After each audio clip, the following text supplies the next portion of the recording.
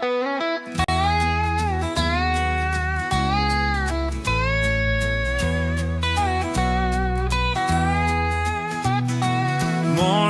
light through the kitchen window, coffee brewing, breakfast on the griddle, kids around the table, pencils and books, ready for a day with mama's loving looks. Laundry in the washer, chores on the list, homeschool lessons, can't let a moment miss. Science on the porch, history by the fire, stories of the past, hopes and dreams inspire. Georgie finds a rhythm in the chaos and the calm. Housewife, homeschool, where she feels she belongs. Streaming from her living room, sharing all her charms. Georgie lives her life wrapped in her family's arms. Afternoon rolls in, time to bake some bread, mixing in the love from heart to head.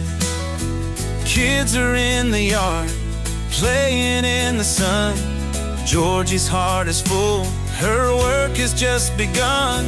Evening time descends, setting sun aglow. Homework done, it's family time, the love they show. Streaming out her heart, joys and little fears, friends on the screen she's known for years. Georgie finds a rhythm in the chaos and the calm. Housewife, homeschool, where she feels she belongs. Streaming from her living room, sharing all her charms. Georgie lives her life wrapped in her family's arms.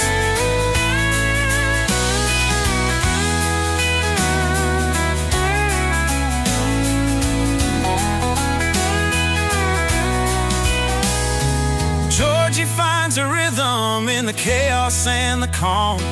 Housewife, homeschooler, where she feels she longs. Streaming from her living room, sharing all her charms.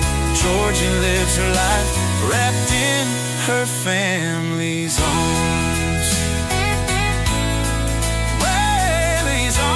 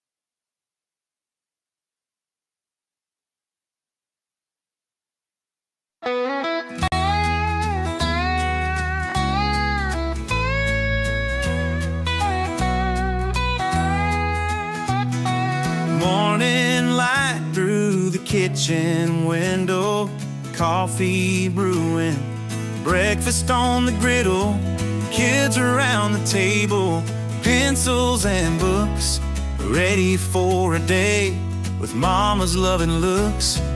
Laundry in the washer, chores on the list, homeschool lessons, can't let a moment miss. Science on the porch, history by the fire, stories of the past, hopes and dreams inspire. Georgie finds a rhythm in the chaos and the calm. Housewife, homeschool, where she feels she belongs. Streaming from her living room.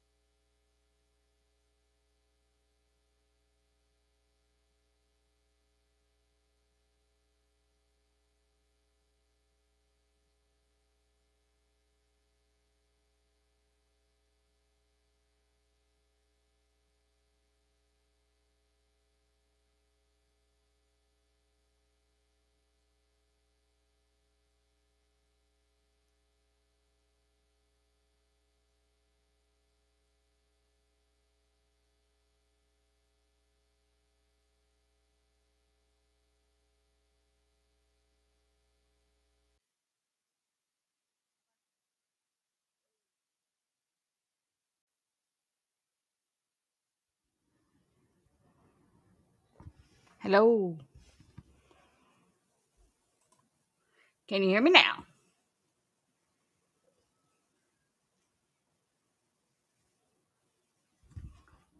How about now?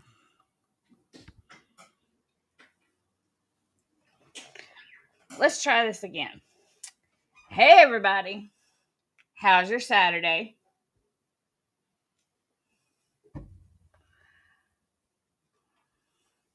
Hi, Jen. Hi, Tim. Hi, Native. Kiko. Fly. Miss Linda.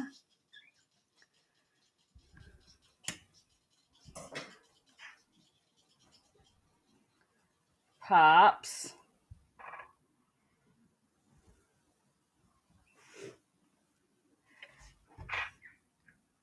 It was Restream again. I had to change the setting on Restream.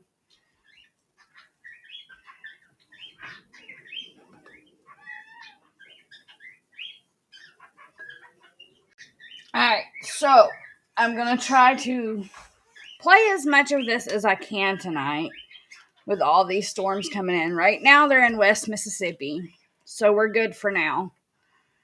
I've got Ryan Hall playing in the background, and Tim's watching the weather for me as well. So, this first True Crime Saturday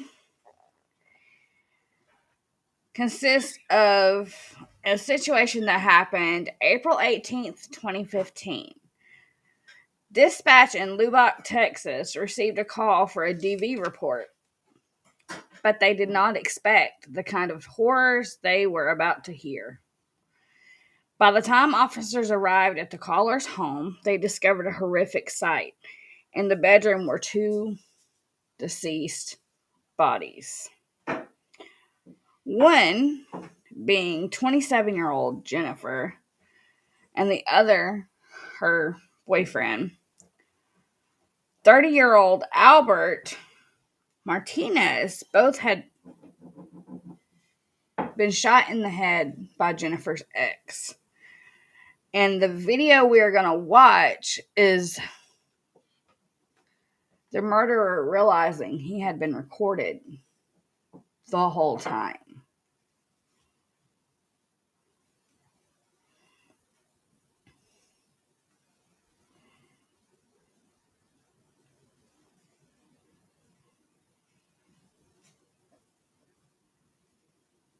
Hi, Roy.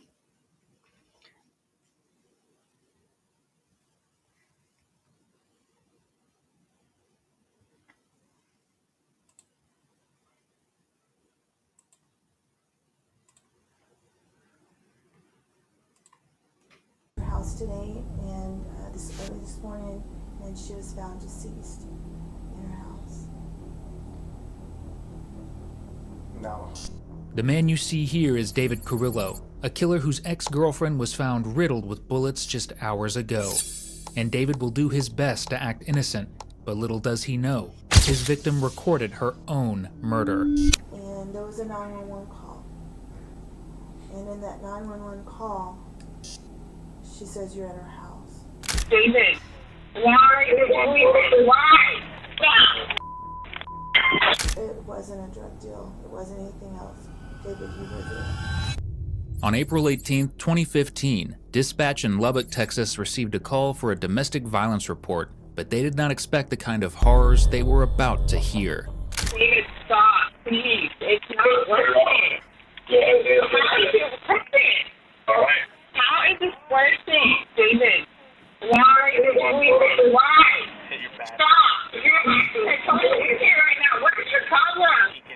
You don't want to be in this. You love this family, right? Stop!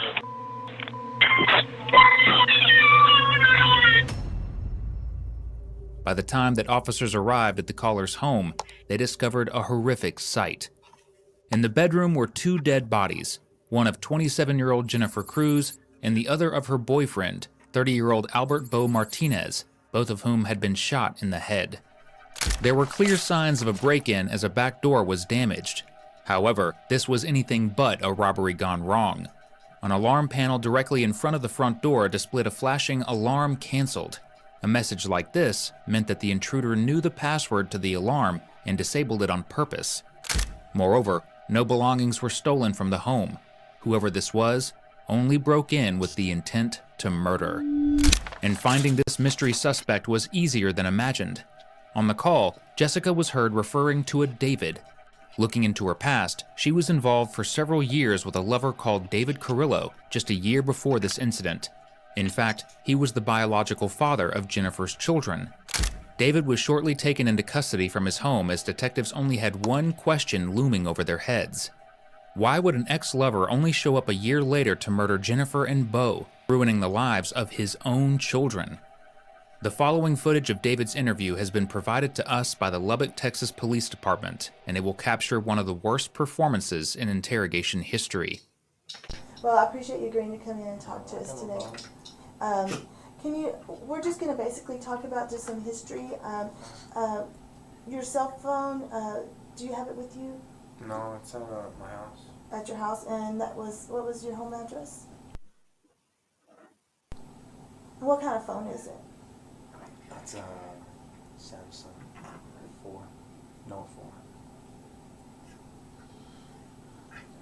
4. And do you know your phone company? Is it AT&T or is it Sprint?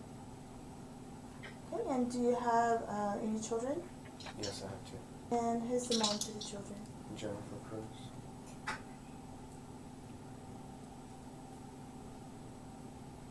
And how long have you known her? I'm 29, so I've known her since I was 15, 15? 14 years. And she's mom to both the children? Does she have any other children? No, I was with her for 12 years. 12 years.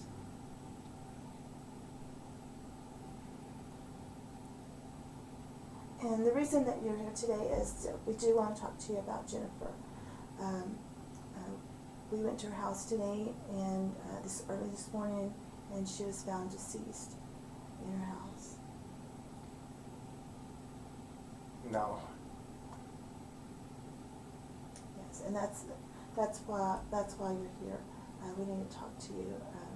That's and, not and true. give you that information. No, what? We just kind of want to talk to you about, y'all's relationship, how long you've known her. You're not in custody. You're not under arrest for anything. You don't have any warrants or anything. Since we are usually we talk to the person closest to them. I do need to read you some information for us to continue talking, okay? And I know you probably need some time to kind of process it.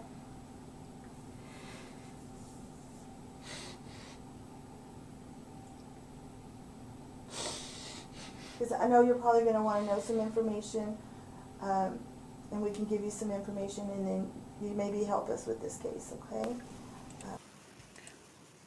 Yo, he is acting hardcore. There's not a tear in his eye. He's trying to force himself to cry. And you're right, Linda. He's comforting himself.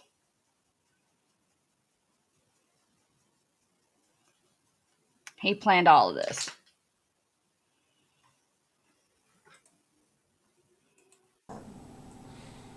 Do you understand?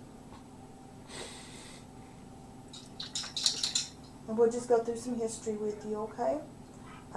Let's get through this so we can get through some more, okay? Get some more, maybe we can figure out some of them. Maybe you can answer some questions for us about what was going on in our life, okay? With this kind of horrible acting, it's almost like David's next sentence is about to be, "My dog stepped on a bee." Clearly, he has no remorse for what just happened, and will continue to do his best to convince detectives that he is just a hurt ex-lover as they question him about his relationship with Jennifer. Let's kind of go through, you said you've known her all your life, right? Let's kind of go through that, okay? How did y'all meet?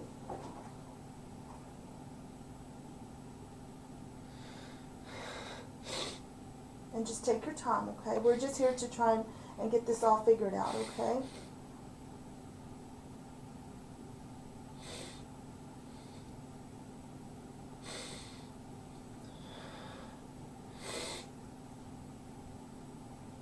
I think it was at a quinceañera. How old were y'all? I think I was like 14 and she was like 12, I think. I think it was like a year old. Did y'all meet her in Lubbock? No, she's from Brownfield and I'm from Meadow.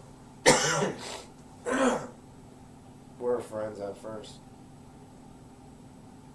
And then we kind of got together like a year later after we would see each other around like at quinceañeras and parties and stuff like that.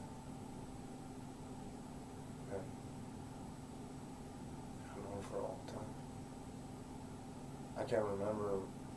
I know I was at a quinceañera. I remember. So y'all dated and through school? Yeah. Well, I'm not too sure. I think I was maybe 17. I think when we started dating. I think we were friends for a few years. About 3 years, two or 3 years. When did y'all start living together? Or did y'all get married? Were y'all ever married? No?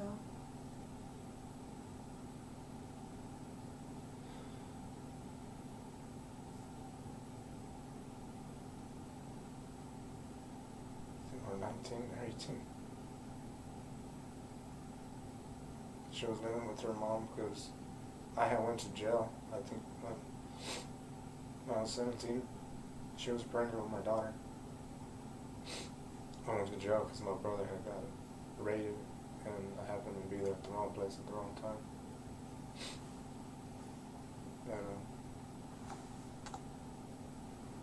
And I spent in jail for 4 months.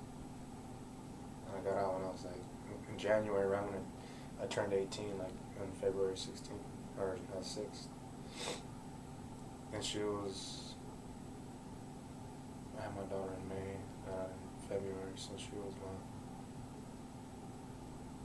6 months. She was 6 months with my daughter.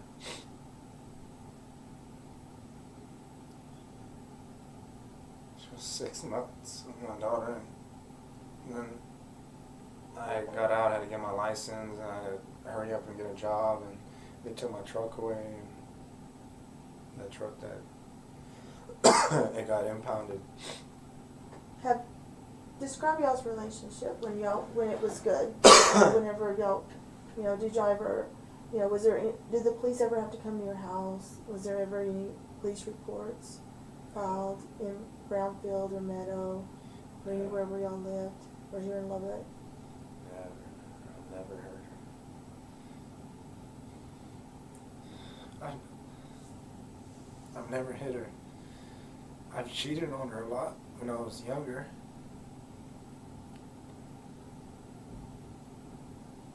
I hurt her real bad doing that. Then I stopped like when I was 26.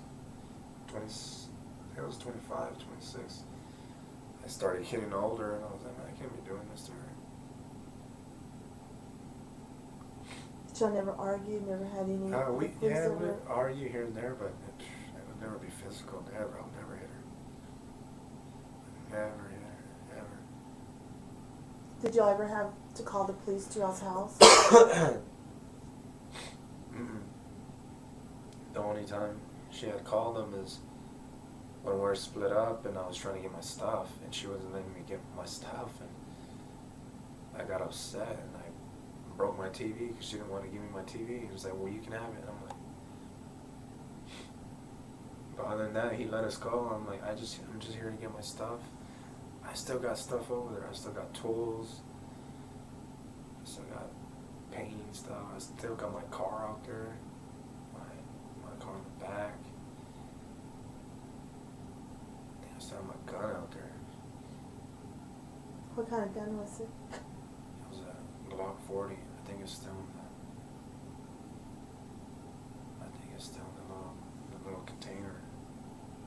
color container was it in? It's black.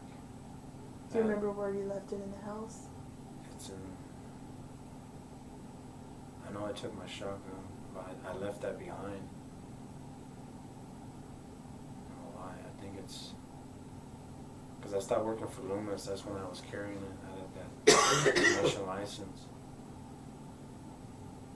I think it's where the air conditioner unit's at. I think. I don't know if it's still there. Is it a closet? Or are you talking about a No, closet? Or? yeah, it's like a little. It's a little two-door, and I think I had it right there. I think I had it stashed. David just admitted to owning a Glock 40, which is important for a very specific reason. Close to the bodies of the victims in the bedroom, 2 .40 caliber shell casings were discovered. Not only that, but an empty Glock 40 caliber gun case was found in one of the home's closets. Worst of all, just a day prior to the shooting, a witness came forward to tell officers that David had requested to buy a silencer from him. Stitching this evidence together with David's past with Jennifer, he likely suffered from feelings of extreme jealousy over her and couldn't stand seeing her with anyone else. This is ironic, considering David had commitment issues and cheated on her constantly, which he just admitted to. Something to note, however, is that shortly after they split, Jennifer had custody of the kids, but they could still see their father every Thursday, unfortunately. This means that 2 days prior to the murder, David would have visited his kids, which gives officers an easy line of questioning they can leverage to approach his interactions with Jessica. So Thursday, what time did you pick up the kids on? You said you had the kids on Thursday? Yeah, they get out at 3:20. You said it's Stewart Stewart Elementary? Mm-hmm. And then, were the kids in school on Friday? Mm-hmm. Okay, so you My took them. mom. Like, I go in at 6 so I can get off at 3 in order to get them. So I have my mom take them. On Friday morning? Yeah, Friday morning, so I'm able to get out at 3 and go pick them up. That's the only way I can do it. Okay.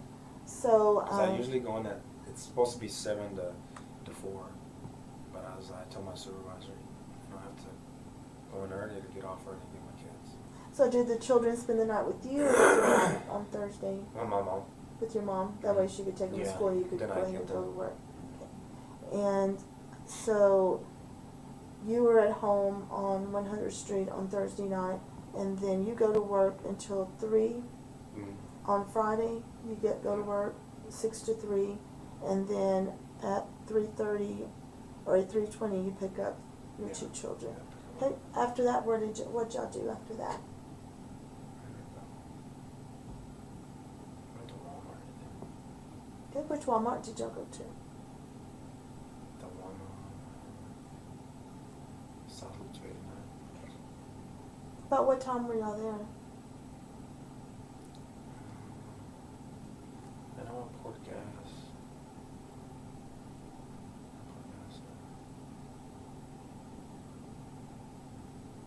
Four, maybe? So right after, pretty much. Yeah. When was the last time you spoke to Jennifer Cruz? I think it was Thursday. Did you talk to her face to face, or did you On talk the to her on phone. the phone? Yeah. She was saying something about her new boyfriend, I guess, who got out of prison or what. He's been threatening me. And I told her, you need to tell him to stop already, man. I was like, he messaged me saying that I requested his mom on Facebook. I'm like, I don't even know your mom. I don't care. It was like, me and Jennifer have been split up already since August, so I don't know how long that is. And that's good for y'all. Yeah, we might have had some words. He threatened me with the gun, and I'm like, well, I got guns too, but I was trying to When scare. did he threatened who with a gun? He did. He threatened you? Yeah. How did he threaten you? Was it on On the face to face? No, Messenger. And Through Facebook? yeah, or? through Facebook. I told him I got a gun too, and I posted. I just gave him a little picture of my old gun when I had one of my old pictures. Of the 40? Yeah, 40.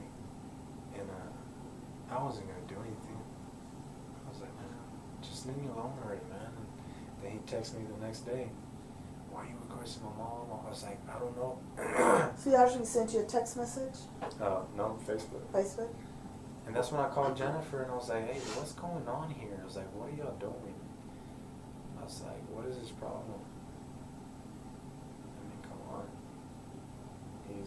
I don't know the guy. Yeah, I know he's from Brownfield. Do you know his name?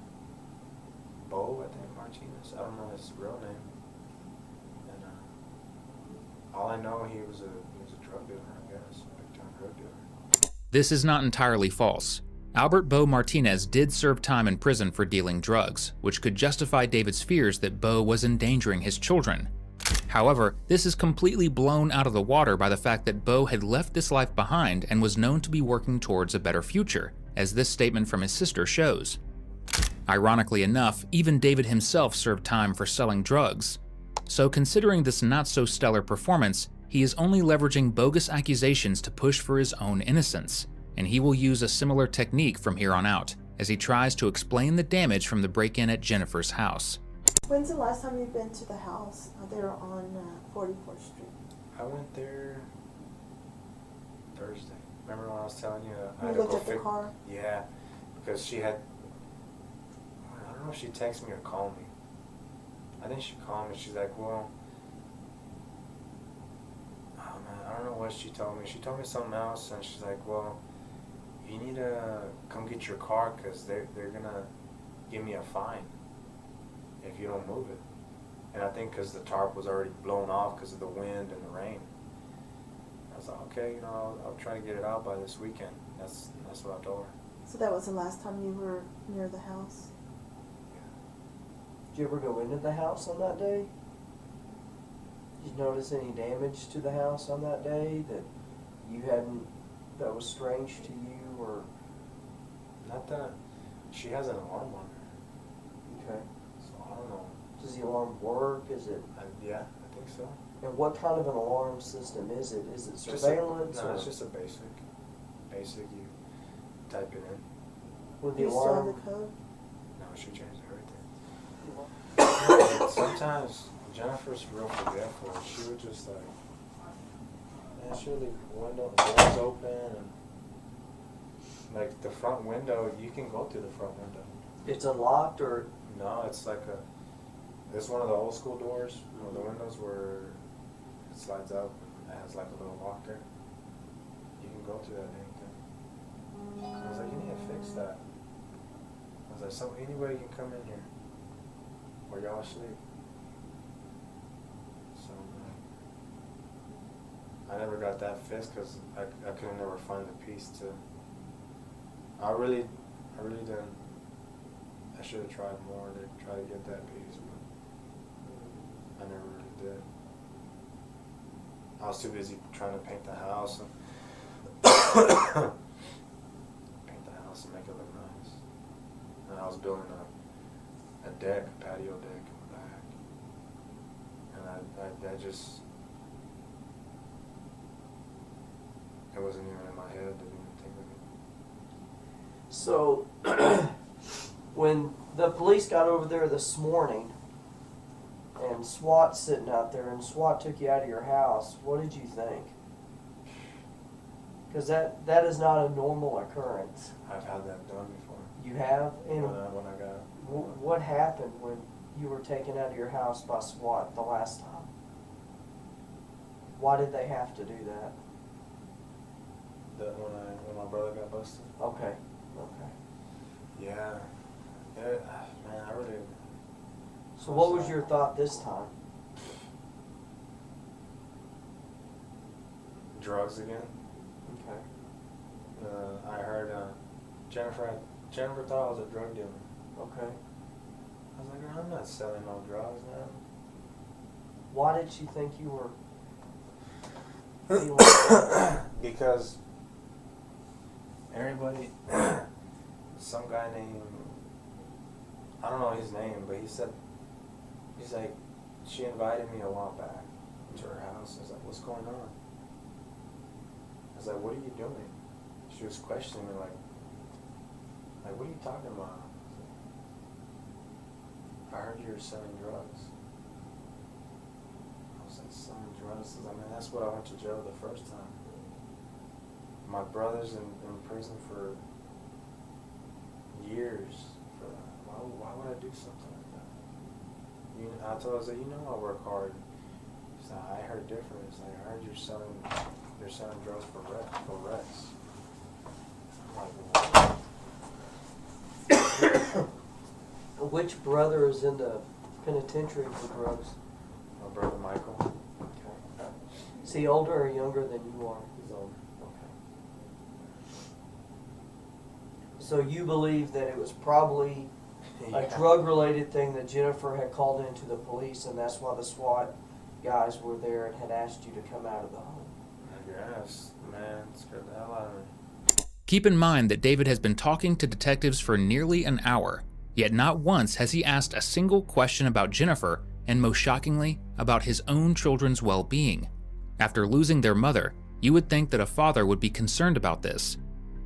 Morbidly, the only thing that David feels right now is satisfaction, satisfied that he has taken revenge on Jennifer for moving on and living her best life, something that the following conversation will prove. Now, in talking about, you said his name is Bo, is that correct? And we talked about him for just a little bit. You said he'd actually sent you some messages on Facebook. You guys had messaged back and forth. Would you be able to actually show us that particular, all those messages I know that you guys went through with each other? The first messages I deleted, and then I was like, man, you know what? I deleted them.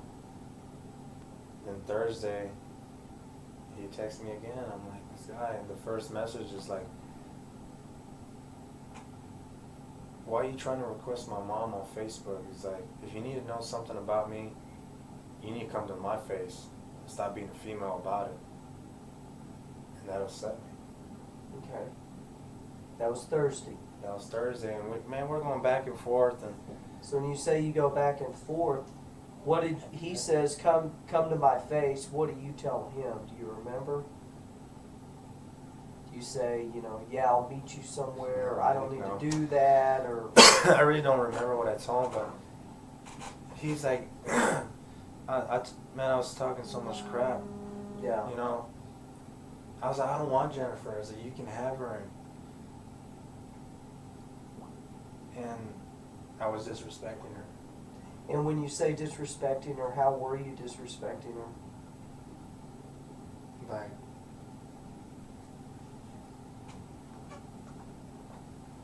Like I don't want her, and this is wrong with her, and this is what's wrong with her about this, and I got something better.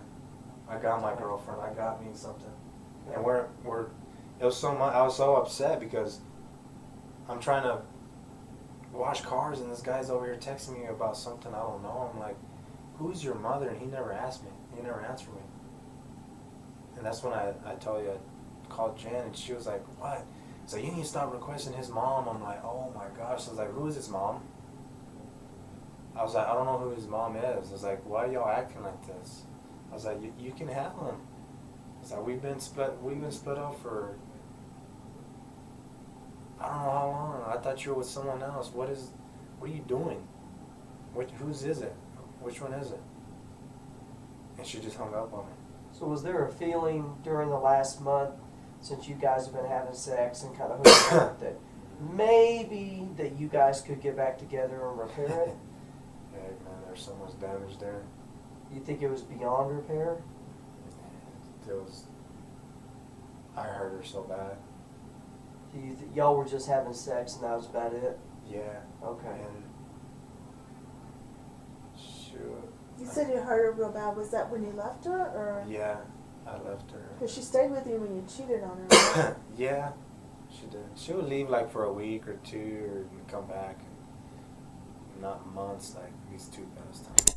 It is improbable that David was the one being attacked in this conversation for two major reasons. Firstly, one of Jennifer's ex-boyfriends testified that David had threatened his life over text messages. so doing the same to a new lover, Bo in this case, would not have been unusual. Secondly, if Bo really was the one to initiate these threats, then why did David delete the texts? He knew that those messages would make him look guilty and tried to erase any trace of them. David likely thinks that clumsy lies like this can save him. However, the detectives have had enough of this behavior and moved to more objective methods to prove his guilt. Let me ask you this: you said you didn't have didn't have your Glock at your house, right? When is the last time you fired a weapon, like a gun like that, or your shotgun, any kind of? I've never shot my shotgun before. I shot that Glock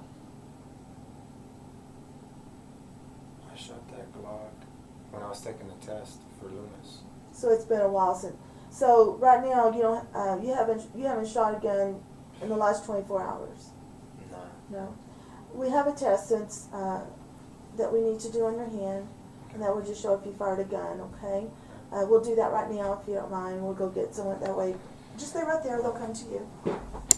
Right now, this detective left to get a crime scene technician in order to conduct a gunshot residue test, or GSR, on David. A GSR test is used to detect the presence of gunpowder and can give results between a range of 3 to 50 centimeters. If positive, this could play a role in incriminating David. However, if he has washed his hands, then it is unlikely that this test will be useful.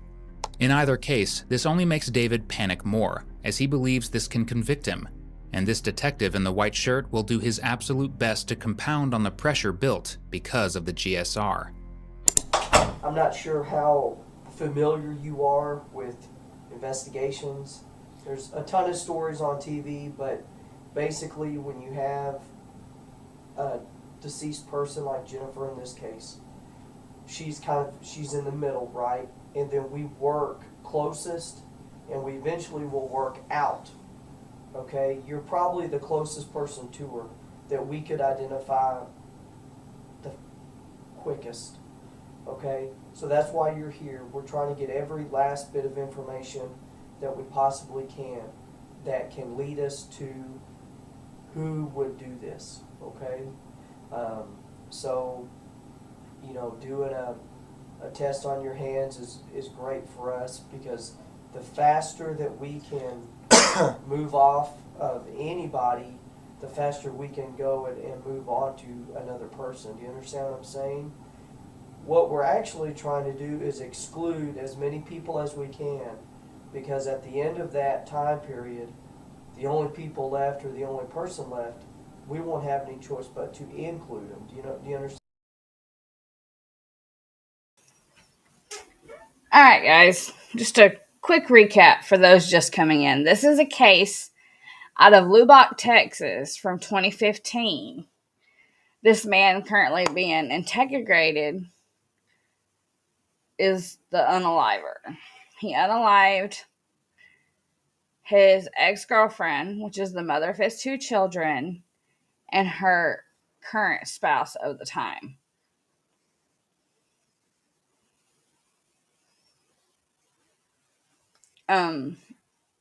But what he doesn't know yet in his interrogation is that she happened to be filming the entire thing. But like Native said, they want a confession before they reveal what they already have. And boy, can you tell he is acting. Hardcore acting.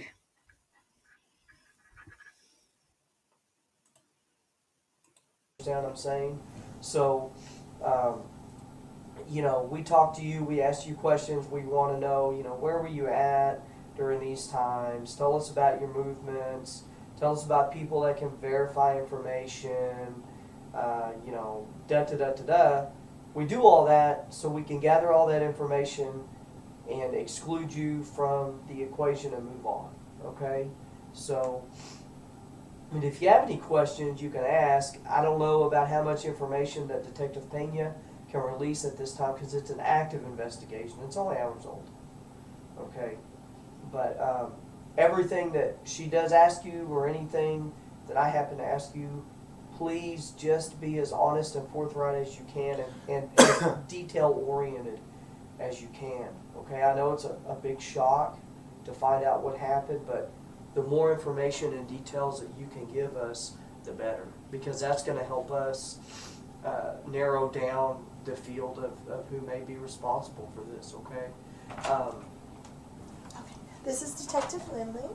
No. After conducting a GSR test, detectives decide they've had enough of David's lies as they begin to confront him head-on with the presence of the 911 recording, something that will make David give a full confession. You need to be totally honest with me. You know, we started working this case at 3 in the morning, okay? And there was a 911 call. And in that 911 call, she says you're at her house, okay?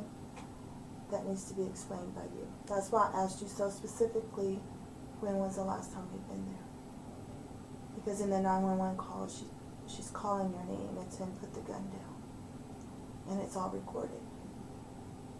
You know, you've been very cooperative with us. But right now is the time that you need to tell the truth. You know, what happened. And both also dead. You know that. Okay? It wasn't a drug deal. It wasn't anything else. David, you were there. Okay? Now, as to why you were there, that's what you have to explain. I went back and listened to that 911 call, and she's saying, David, put the gun down. David, it's not worth it. I listened to it. It's all recorded. And it's not worth it over the relationship. You don't want me no more. All that's on. It's all recorded. So we know that you were there. Now, David, it's time for you to tell us what really happened. You know, I've been up front with you, you know, from the beginning. I said we need to talk to you about her. What happened, David?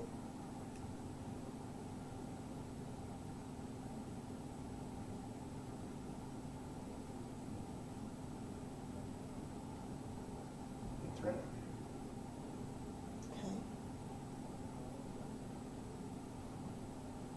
And tell me what happened at 3 in the morning when we got that 911 call. Tell me from the beginning to the end what happened. Just in your words. This is your story to tell, you know.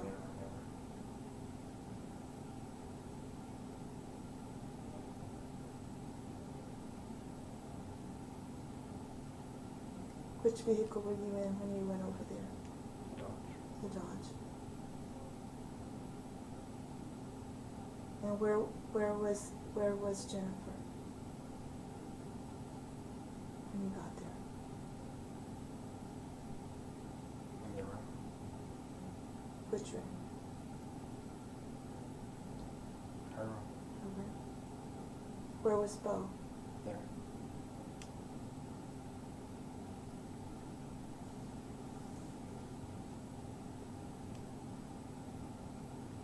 And then what happened? An escalator.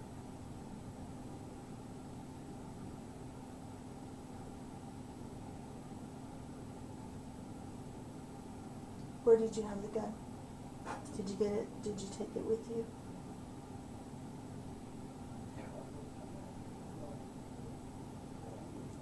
Where's the gun right now?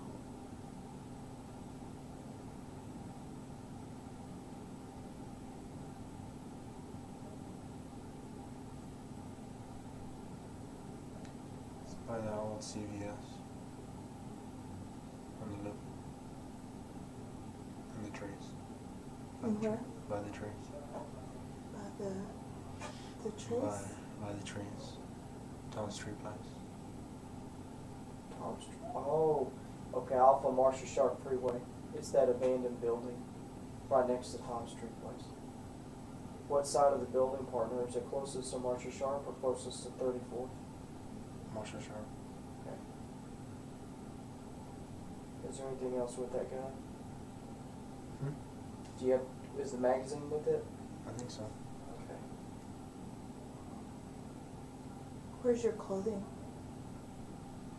that you were wearing? Were you wearing these clothing or something else? I was wearing this. So where about would the gun be if I need to, we need to go get it so no kids or no one gets it, okay?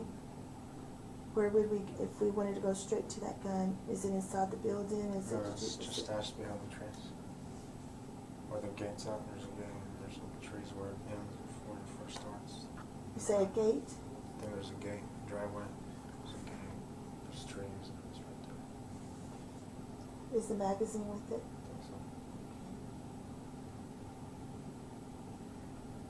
I appreciate your honesty. I mean, I really do. I mean, it's very, this is, I saw it on your face, you know, but describe, you see them in the house, you're inside the room. Did you go in the bedroom?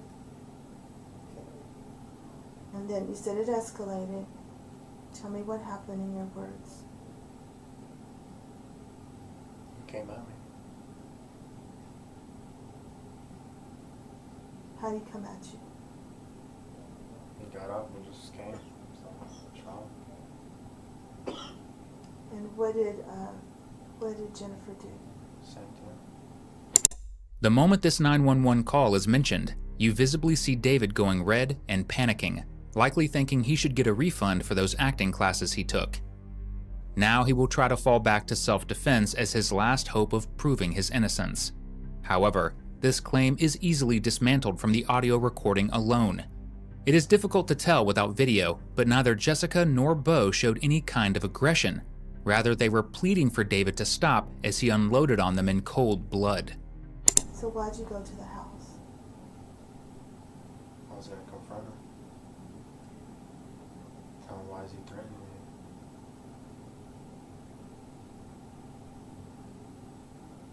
How far were you from Bo when you shot him? Do you remember? Not far, 5 feet away. Do you remember where he was shot at? I'm scared. You were scared? How about Jennifer? Do you know how many times you shot her? I don't know. That's scared. So after you shot both of them, was there anyone else in the house? Anybody else with you?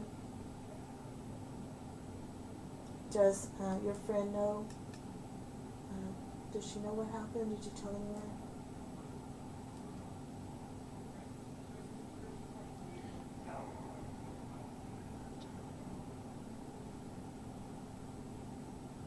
Wasn't supposed to happen that way. And a lot of times when this happens, you know,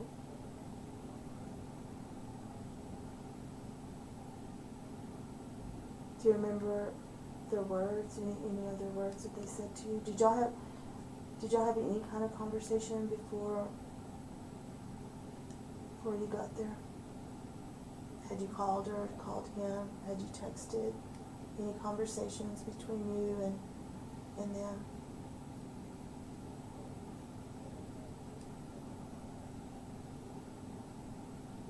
Well, I'm gonna go tell them where to locate the gun, okay? That way no one gets hurt with it. And I'll be right back, okay?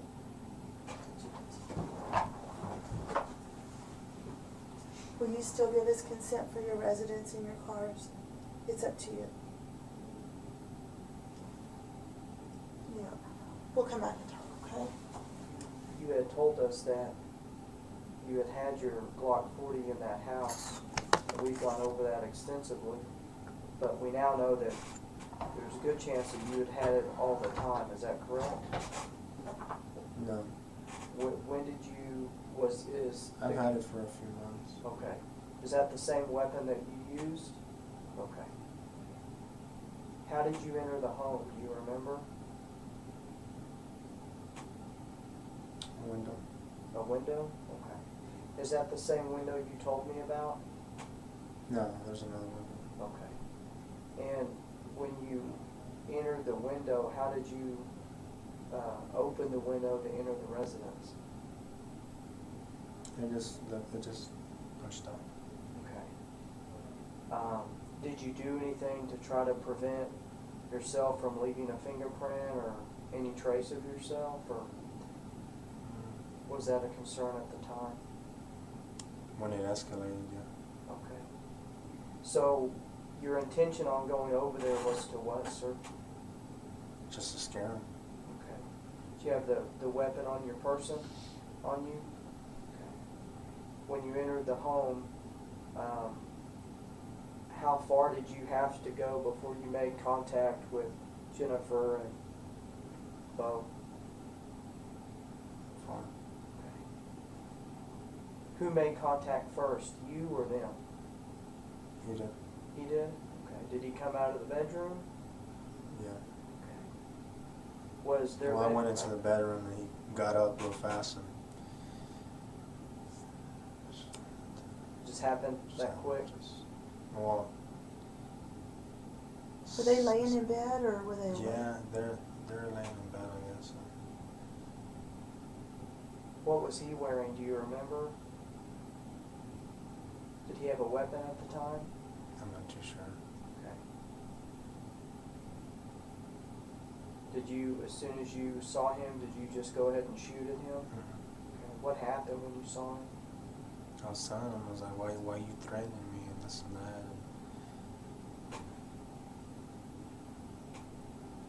Did you see when she called 911? Did you tell she was calling 911? Yeah, but I didn't. She said it wasn't activated.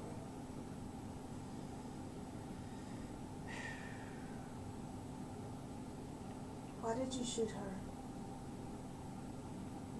I don't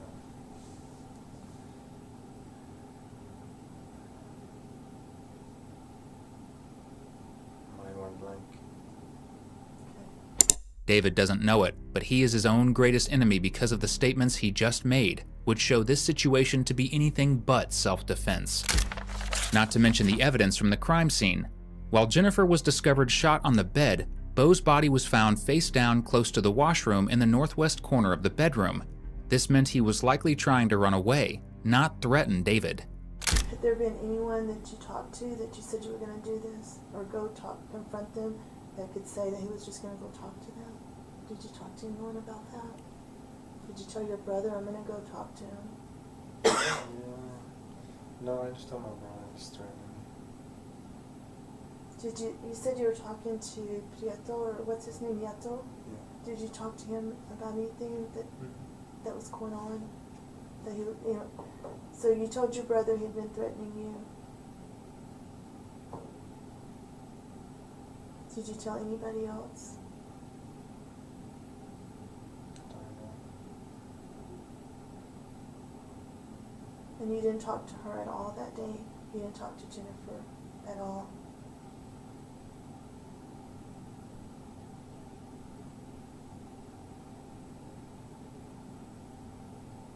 And you said it was the old CVS over there by Slide.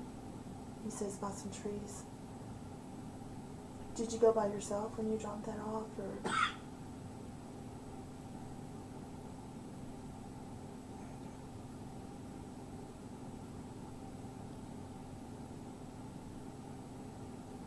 Do you remember were they both shot in the bedroom, or were they shot in the living room or another room? No. There was evidence that the back door had been kicked in. Do you remember? Do you remember how you got in, or did you really get it through? So had there been damage to that door before? Which window did you go in? Did you already explain which window? He said a back window. Where did that window lead to? Back room. The room they slept in? No, a different room. How did you, was it window unlocked, or was it?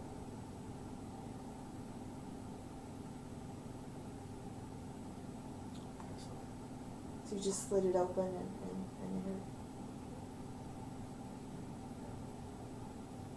Do you remember where you had the gun on you? I had it on Like, were you carrying it in? You said you were wearing these same clothes? pants. Pants? Where are the pants at right now?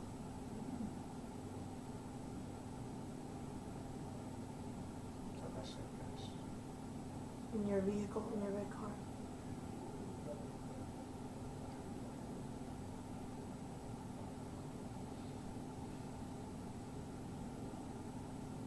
How did you leave the residence?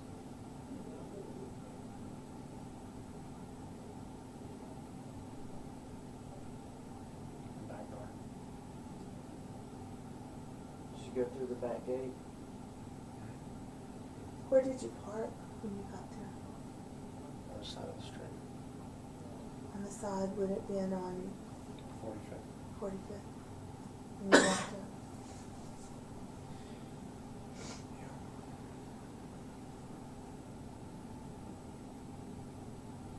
What made you decide to do that tonight, to go there tonight to confront him?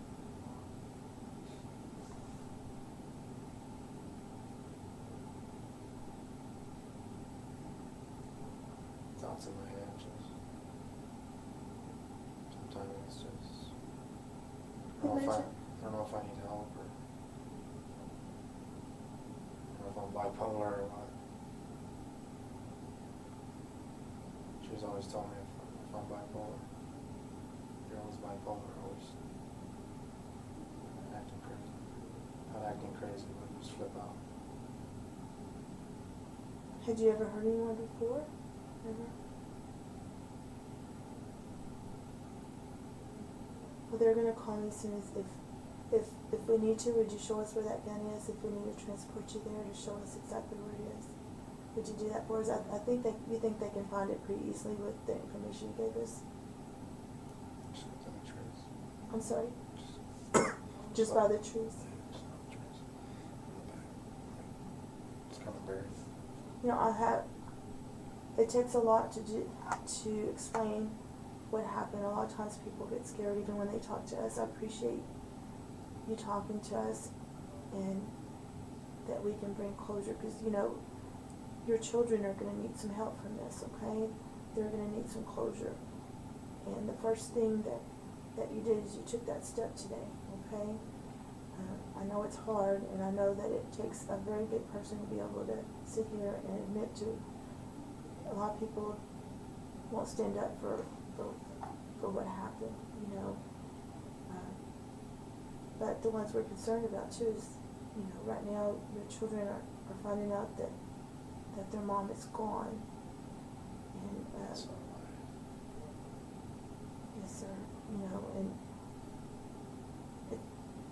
we want, you know, concentrate on them and do what's best for them, you know. And today, you know, you brought some closure for them to be able to heal a little bit and start healing.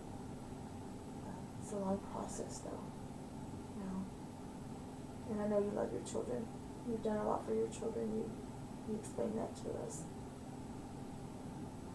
But, you know, they're going to have to deal with the aftermath of this, okay?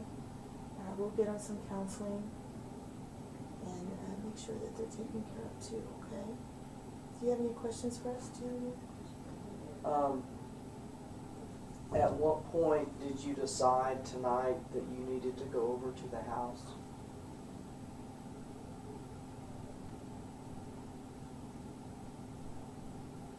Same thing. Same thing. Okay.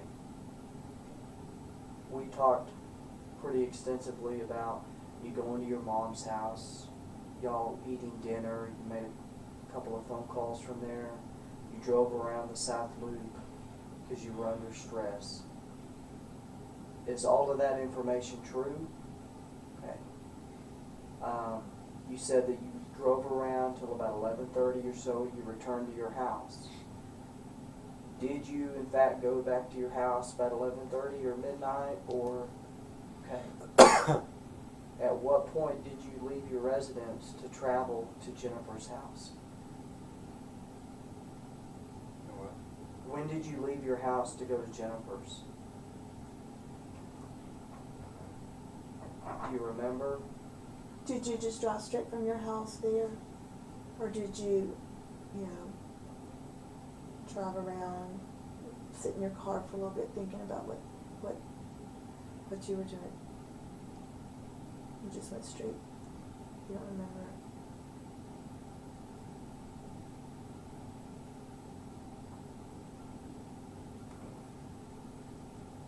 You said you were wearing some pants. You said they were in a suitcase.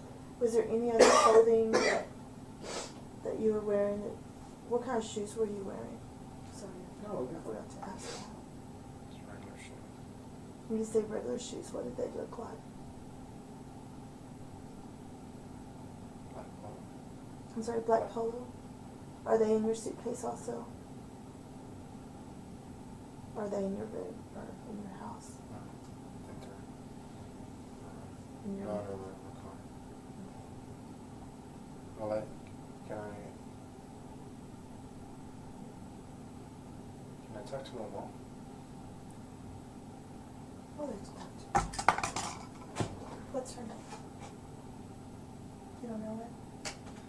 I can figure out what her number is.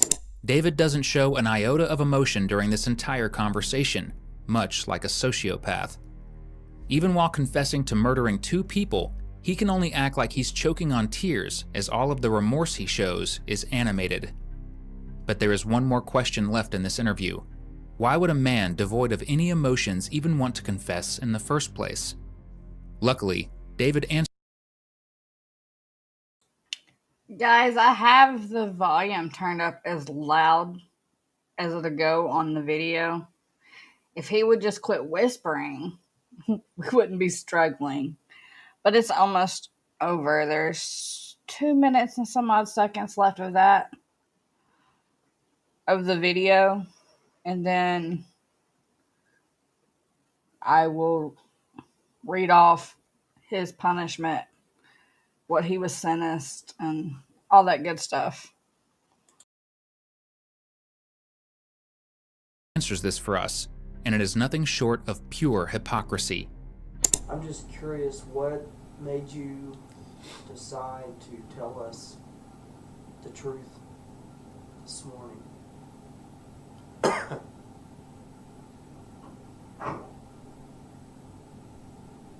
I'm a pretty honest man.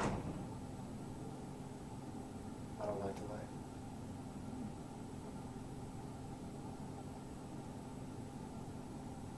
On that note, I have to ask you to swear to your statement. Is everything you told me today the truth? Besides what I lied to you about. Yes, sir. You understand that if you swear to the statement, that's not true, and we've already confirmed the information that you said wasn't true, the omissions and that. Is everything you told me today the truth? Up to the point that, that we discovered the truth.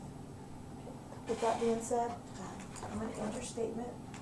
During his trial, the district attorney in her closing argument claimed that the evidence showed the murder was premeditated. This included a recording of the 911 call where the victims begged for their lives, David buying a gun suppressor just a day before, and finally his confession during the interview. But there was even more damning evidence after David's interview concluded. One of his new lovers admitted that he often expressed his desire to kill Jennifer and Beau, and just 2 hours after the murder, even had intercourse with her. However, David's defense claimed the evidence did not show his intention and that this could be chalked down to self-defense. Fortunately, these pleas for self-defense were completely ignored.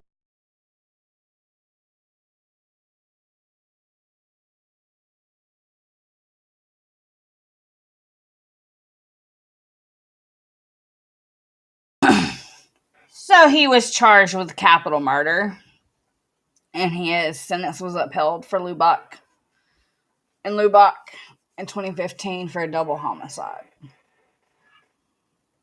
He has life in prison.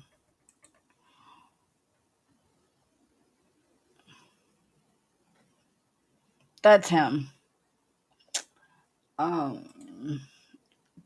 Justices with the 7th Court of Appeals of Texas affirmed the conviction and life sentence of David Carrillo, who raised a self-defense claim during his 2018 capital murder trial in Lubbock. In their 7-page opinion released November 13th. Now, this article is from 2019.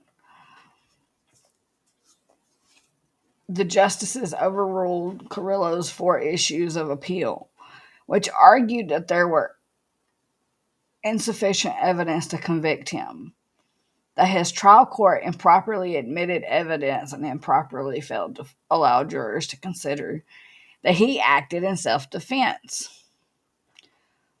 Carrillo, 33, is serving his sentence at the Ferguson unit in Midway, according to Texas Department of Criminal Justice records. The jury was out for about an hour in February 2018 before returning to the 137th District Court with their verdict finding Carrillo guilty of capital murder in the 2015 slayings of his ex-girlfriend Jennifer and her boyfriend Beau. Martinez and Cruz were sleeping in their bedroom when Carrillo, armed with a handgun, broke into their apartment and confronted them. Carrillo, 33, would tell detectives that Martinez, who he had threatened him in the past, came at him and he shot him. However, he told detectives his mind went blank when he shot Cruz 4 times. Since the district attorney's office did not seek the death penalty, he was automatically sentenced to life in prison without parole.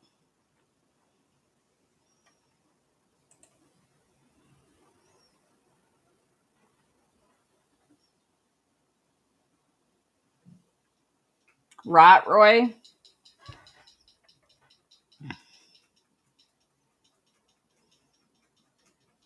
But he got life without the option of parole. Wait, what, Tim?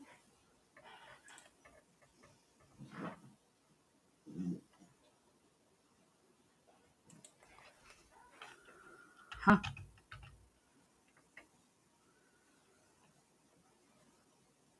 Who?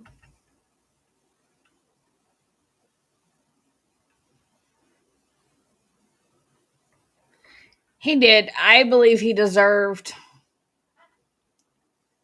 the death penalty.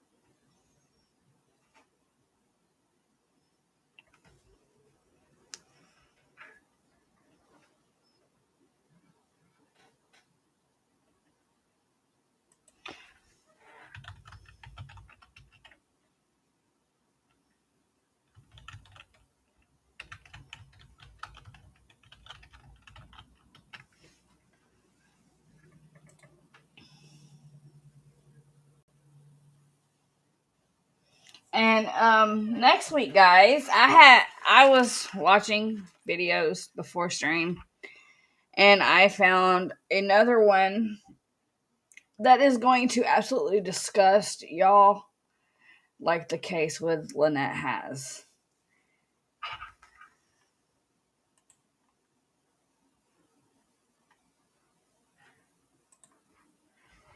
It is a child abuse case out of New Mexico, and it reminds me so much of this case with Lynette.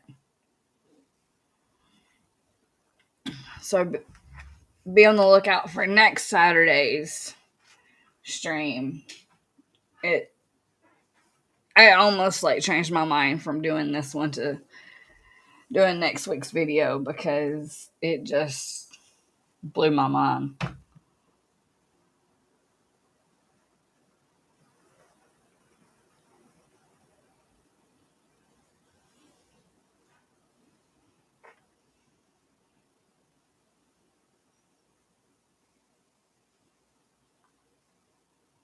Okay, Kinley.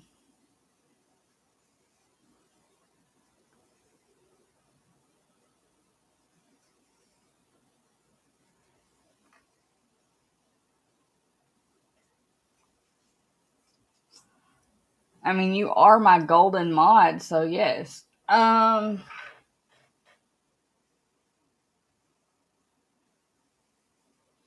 don't think it's in Albuquerque. Hold on.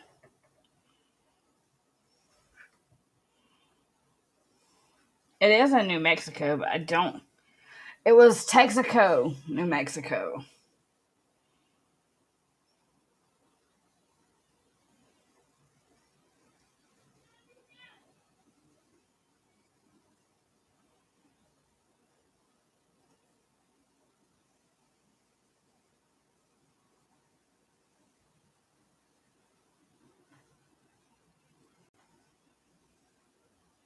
Really, Roy? This case is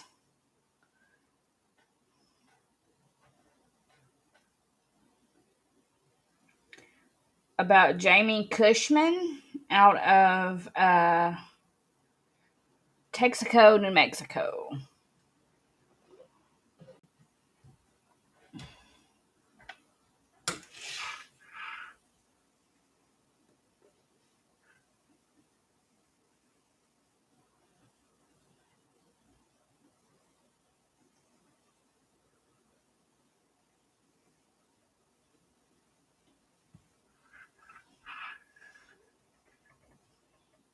Tim gets some hugs. Right, native? I couldn't. Texaco, New Mexico. It rhymes entirely too much.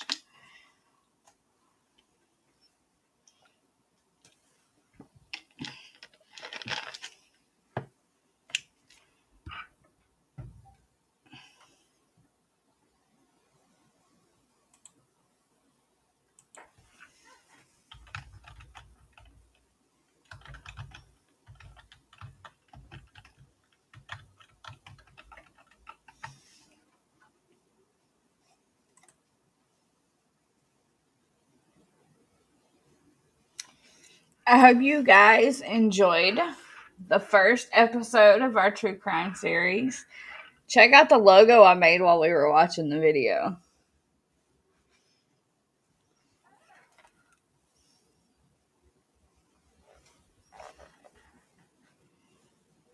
Now I have a watermark for our series.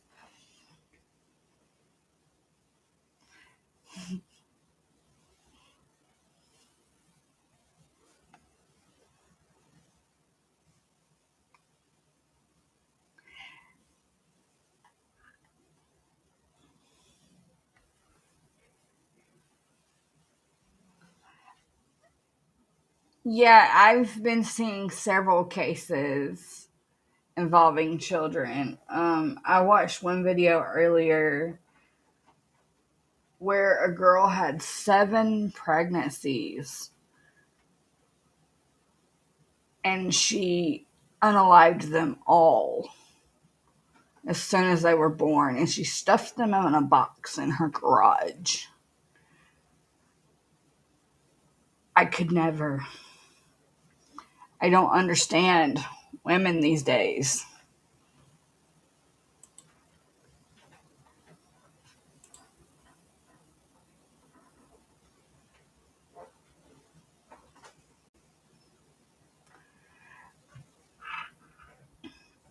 Me neither. I mean, I get having severe postpartum depression. And there was this other one I watched where this girl kept calling 911 for mental health help and begged them to put her in the hospital. But as soon as they get her to the hospital, they turn around and would release her. After she told them she wanted to harm herself and her kids. Like, she was seeking help. The hospital released her, and 2 days later, she called 911 because she blacked out from postpartum and unalived her 4-week-old baby. I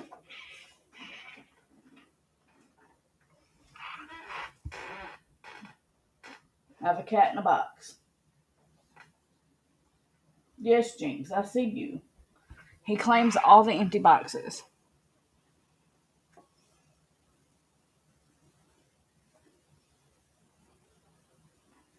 Drugs don't surprise me either.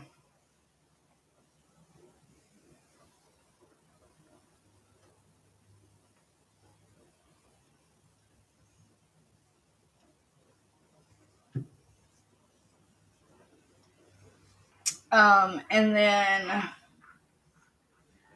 on the 11th, we're going to cover Florida woman leaves kids in burning car.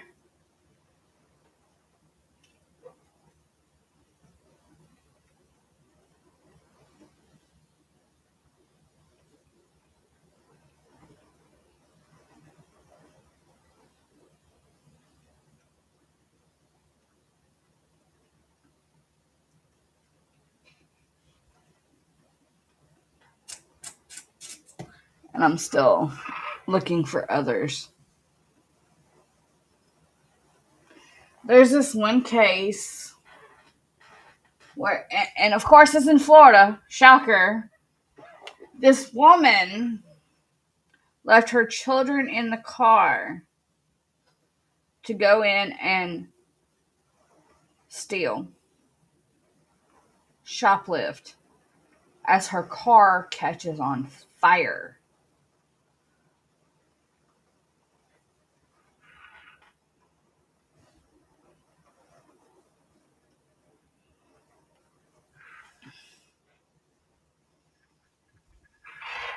And I want to try to have TC on with me on the Sonia Massey thing because I would like to hear his opinion. Because I have a feeling we would agree on this case.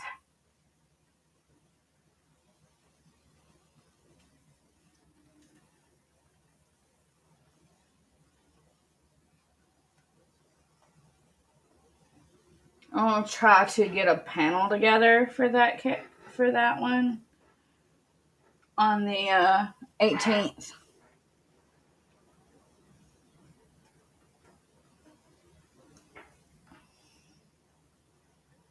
Everybody still here?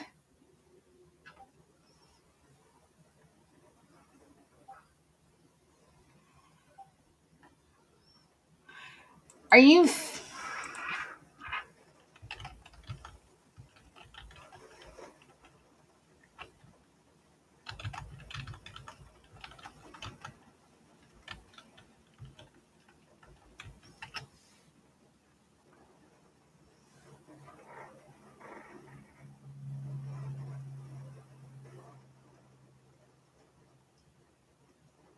I have never been to New Mexico, Roy, but I do have a dear friend who lives there. And I believe he's in, I want to say he's in Albuquerque. I may be wrong.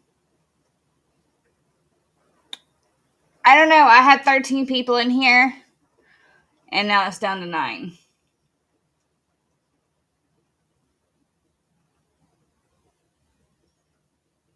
Well, hi, Kiko.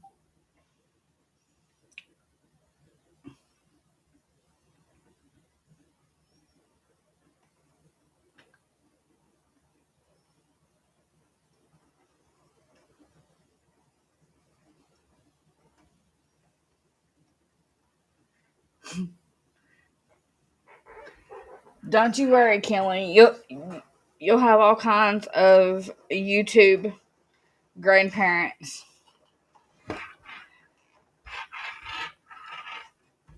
But I just wanted to give y'all a heads up on the upcoming cases that I have planned so far. I'm gonna do a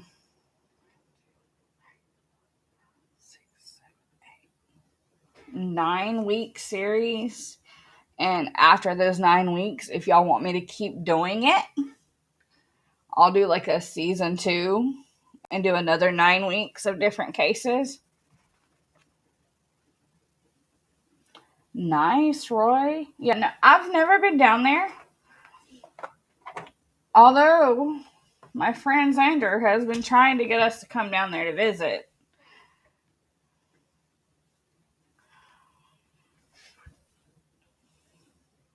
I do want to invite TC on for the Sonia Massey case, though, for sure.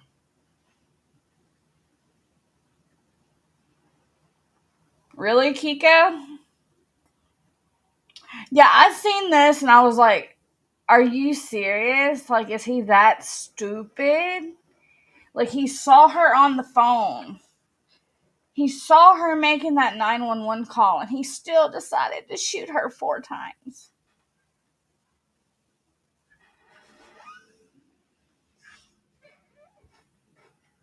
I feel like there was a lot of DV going on.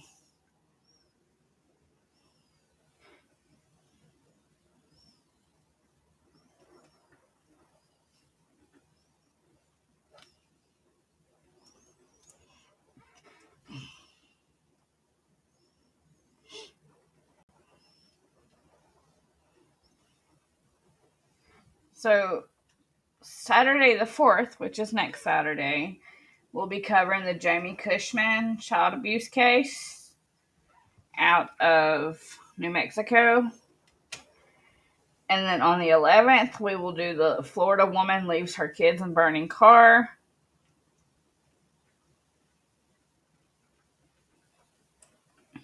And then Saturday the 18th, we'll cover Sonia Massey. That's what I have picked out so far. I have many more cases I have to pick out. Be safe, Miss Linda. As of right now, it seems like the weather has kind of calmed down, but it's still on the state line of West Mississippi and East Alabama. It looks like his head is straight for DK, unfortunately. And that line of storms has been dropping tornadoes back to back to back to back from Texas over to Mississippi. So make sure we say some prayers for DK that these storms just fly right over him and don't hit him in Birmingham.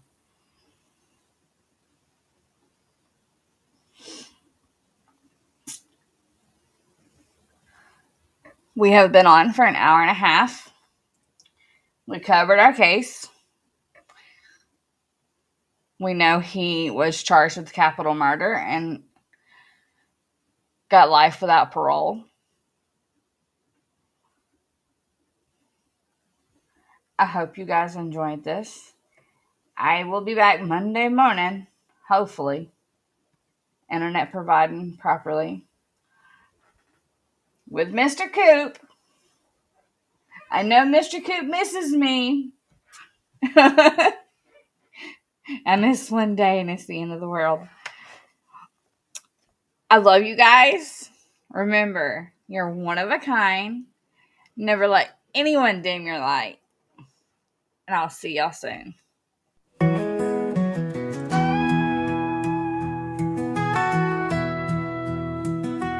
Georgie's gotta go for now. She's got a role to play. Kids are calling, life's a sprawling, never a dull day. She loves all her subscribers, each and every one.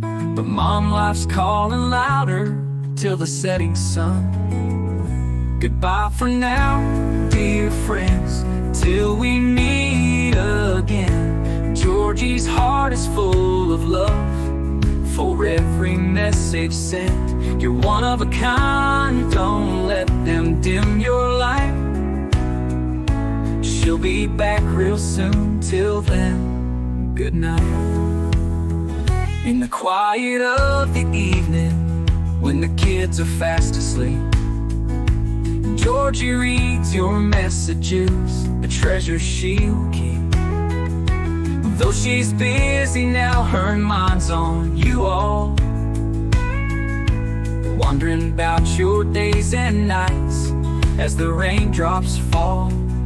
Goodbye for now, dear friends, till we meet again. Georgie's heart is full of love for every message sent. You're one of a kind, don't let them dim your light. She'll be back real soon, till then, good night. Mom's life is a journey full of ups and downs, but in every single moment, love's the sweetest sound. She'll be back to share her stories, her laughter and her tears. But for now, she blows a kiss to you near and dear. Georgie sees the beauty in every simple thing, from the morning light to the quiet night, and all the joy it brings. So hold on to your passions and let your spirit soar. She's grateful for your love and can't wait to share more.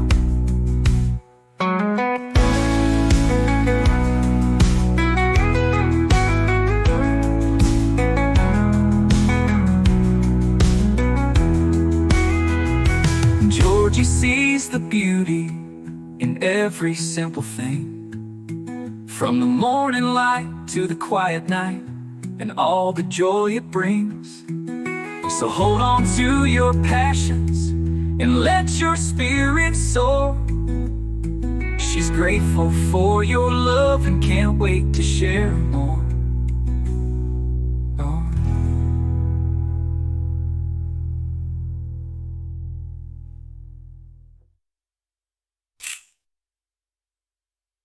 Goodbye for now, dear friends, till we meet again. Georgie's heart is full of love for every message sent. You're one of a kind, don't let them dim your light. She'll be back real soon, till then, good night.